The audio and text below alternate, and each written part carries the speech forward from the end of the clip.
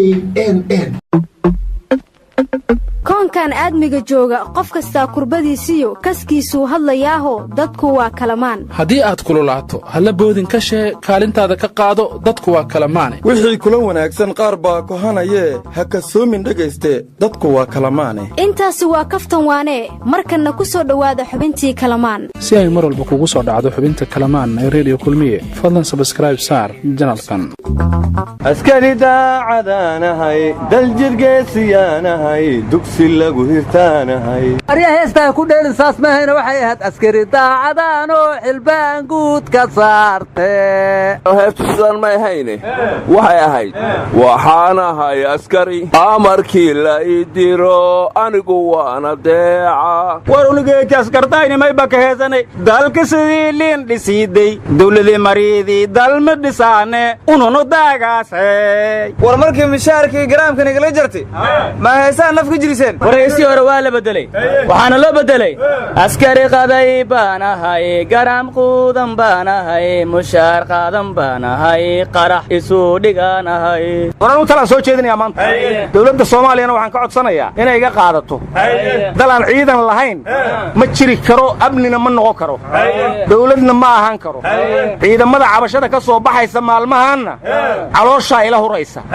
marka haddii ciidanka mushaar iyo garaam loo waayey mushaarka shaqaalaha rayidka ay qaato ha loo wareejiye ciidamadan ku talinaya sababtoo ah iyagaa ka mudan oo la rabaa dadka cadowga inay ka ilaaliyaan iyo dalkaba. waxaana dhihi lahaa awrkuwa markuu awrka kale aar isaga yeelo oo abuurta sayroo dhirtiiyo ooda kala daadsho ogow waa ordaa oofta kii laga uleeyaa. arrintaa ka dhigan baa jirtoon maanta aragnaaye askarteenna maxaan uuwatada uga adkaysiinay oonkiya maxaa aradka helay loo asturi waay. adagoo shagaalada rayidka bangadiina kun ilama bagol bajaaya shageeyo hayto beesidii laka ururiya ka filan askarta malan guuri laakiin. war aawi dictor beele beesidii waa badati u dhahay ma ciidanka la siiyo. aryaadhaad islaanaha gabarteeda nin xoog weynaahu qabayaa la yidhi ilmana uma dhalin.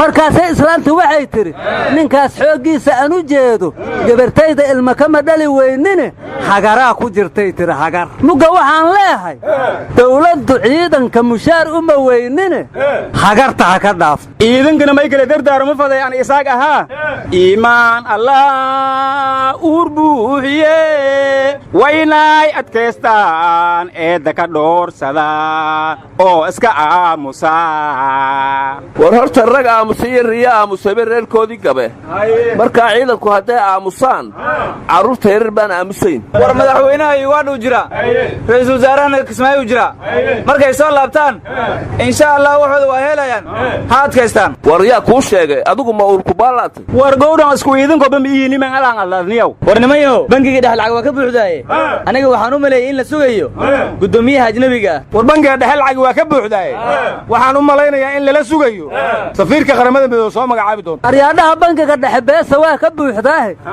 waxaan u filaa tartan inta nairobi looga celihayo in lala korahaayo. war niyaw dhilmaanyo lameenis dhiibdhati oo ka dhimadaasee la eri xildhibaanada soomaaliya lacagta lagu aamusi ciidanka la siiyo. war nimayo muhiimadda kood xildhibaanadaa leh sababtoo ah mooshin bay keenayaan. war niya wase walkoonnagadan muhiimadda askariga iska leh hoobus jidka binaaysa koohidaana ka hergalaana niyaw. war madaxweynaha soomaaliya waaguu ra'iisul wasaaraha ahaa laba xiniyood buu ahaa. waxaan xasuustaa maalin uu berigaa baarlamaankii hor tegey wuxuu yidhi waxaan dhaqaale helno muhiimadda koowaad waxaan siinaynaa ciidanka muhiimadda labaadna waxaan siinaynaa ciidanka muhiimadda saddexaadna waxaan siinaynaa ciidanka midda afaraada xildhibaanadu leeyihiin afarta jeeb saddex iska jara buu ku yidhi. marka maanta uu madaxweyne yahay waddankuna intii berigaa ka dhaqaalo badan yahay maxaa dhacay oo dhibaataan keenay. ar ciidanka ceebtooda allaha asture macaawisley waxay tidhi cagtaan marina wixii shabaab jooga masaajid cali guduud.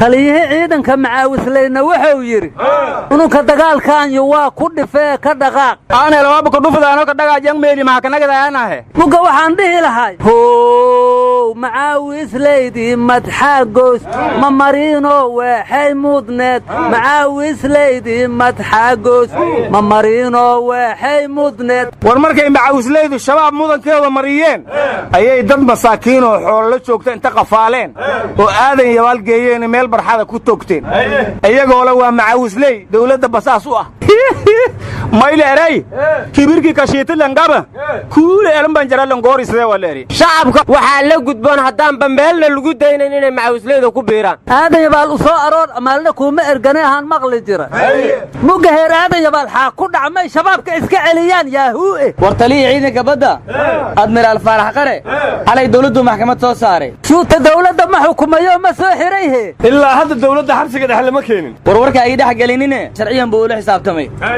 wuxuu yidhi gurigaygaa la weeraray haddii ay dawladdu dan guud u rabto uma diideen hadday isoo wargelisana uma diideen marka wuxuu yidhi guri aan anigu milkiyaddiisa leeyahay oo aan dawladdu i weyddiisanoo dan guudaa loo rabaa i dhihin oo wax ogeysiin ah la ii keenin in inta la weeraro la qabsado oo la dego dastuurka meesha ay uga taallo ayaan ka rabaa madaxdoo dawladdu yidhi war kudhuuye adeer miyaydaan ka ilbixin ku qabso ku qadimayside war ma haysaan wafdigii kismaayiil jiro ra'iisul wasaaruhu horkacayey fahadaa ku biiraa layidhi war hadnu gadar ka yimid horta fahad ma taliya ku-xigeenka nabad sugidda mase waa madaxweyne ku-xigeenka soomaaliya war waa u dhexeeya madaxda yaa aniga waxaanba la yaabay guddoomiyaha magaalada beledweyne warka la sii waxaa siri niman labiska ciidanka wadana magaalada qori ma ku dhex wada kara qoryahana guriga ha idiin yaalaanoo yidhi markaad qoryaha soo qaadanaysiina dharka ciidanka soo xortou yidhi yaa warkaas waaba iska cad yahe war ma hayside tuuta soo gasho qorigaaga soo qaado waxaa doonta samay weeye war sheekadaas yuusuf dawgeedaa ku daalay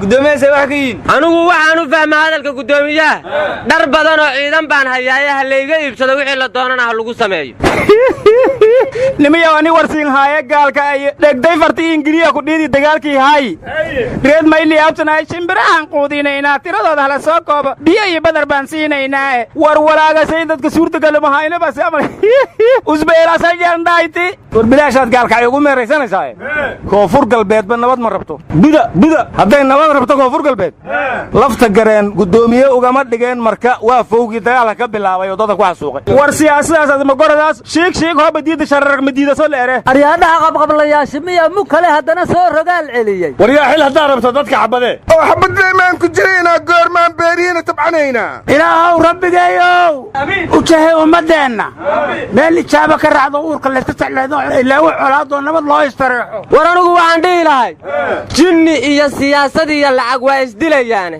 gaalkacyana dagaal baa ka dhacay waanad aragtaane intaasaan ku soo koobaya ayaanan sii badin iska mala awaal iyo waray maqashay mooyaane waxaan loo macnayn oo bulshadu moogtaha jiray ayaa mas-uul yaqaan meediyaa waa ka maqalnahay aryaadhaha madaxweynihii aljeeriya butafliiqa ee gaarigacanka lagu riixaya wuxuu yidhi anigu xilki waa ka heray war yaa cumar xasan albashiir maakaharaasna waa ka dadka ku bannaanbaxayaane cumar albashiir tabliig ma eh war madaxweynihii faransiiska ismaaciil cumar geelo jabuuti kula kulmay war madaxweynaha faransiisku jabuuti iyo etoobiya kenyaba waa tegi madaxweynahayagii muuse biixi gasarkii alimaaraat alcarabiya almutaxadisa u dhex fadhiya war yaa madaxweynaha faransiisku muxuu noo ag marmaraya arya adiga maa lagu imaan karaa adaabiis qarxihaaye war yaa qarax ma wadna annagu jinniyaa wada war yaa dukaanka faaiska dheey intii la kiiraw walba soo saw